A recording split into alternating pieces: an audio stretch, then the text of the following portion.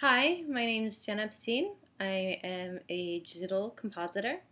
I have worked in Los Angeles, I have worked in New York, and I'm about to move to London. You may ask yourself, what is a digital compositor? Digital compositor is someone who works on films and commercials, music videos, and what we do is we go in and we take all these elements and we put them together to make a final product. We do a lot of color correction. We do a lot of putting in 3D, sky replacements. We also, and this is what I wanted to talk about, so we also go in and we change what actors and actresses look like, especially for commercials. And I really feel like I had to say something about this because there are a lot of girls and young men out there that have problems with how they look.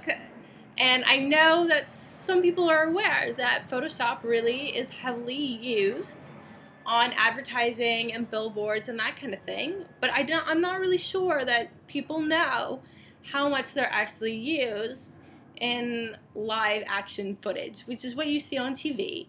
And it's what you see in films and commercials. And a lot of that is stuff that I get to work on every day. And I'll give you some examples. I worked on a Hollywood film, very famous actress. I'm not going to name any names, but she did have some skin irritation.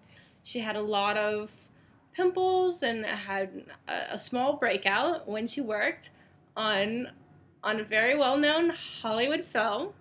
And what we did is we went in there and we removed all that.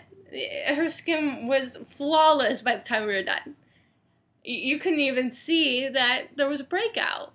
The same kind of stuff is done on everything that you see every day. I'll give you another example for another famous singer.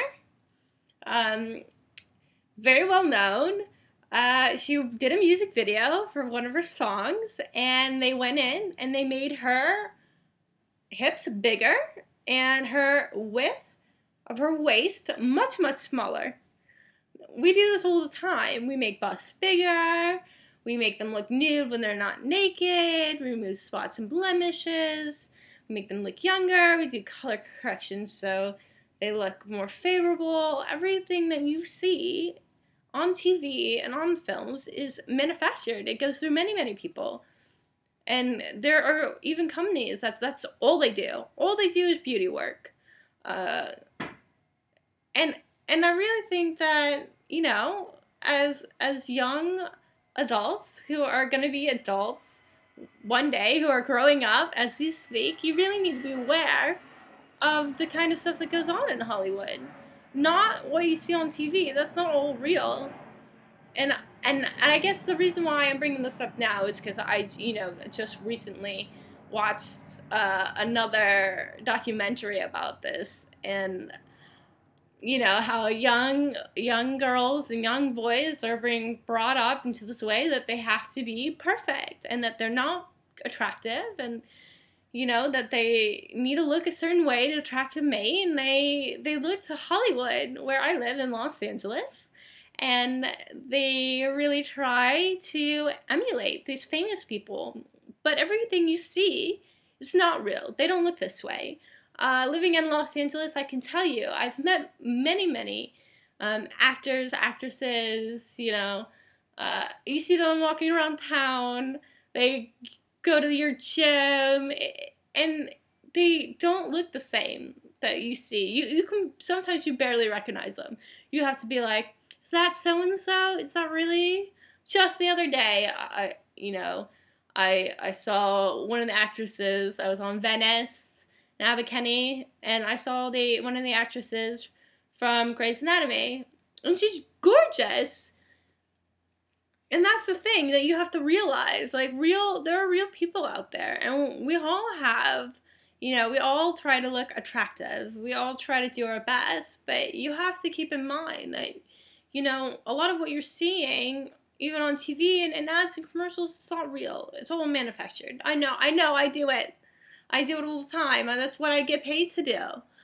And I just want to throw that out there. I want to let you know that you don't always have to do that. You are beautiful how you are. You know, if someone doesn't accept you for how you are, move on. There are other people out there. What you see out here in Hollywood, it's not real. It's all fake. And a lot of people have had plastic surgery or nips and tucks, dieting all the time. That's not the kind of life you want to lead. I had friends die from bulimia, and you know what? You really need to be careful. And it works for guys. I know guys who've done it too. And it's not just women. So I thought I'd share a little bit about that and let you know. And I hope that you have a pleasant day and this helps you out. And get some self-esteem. That's it.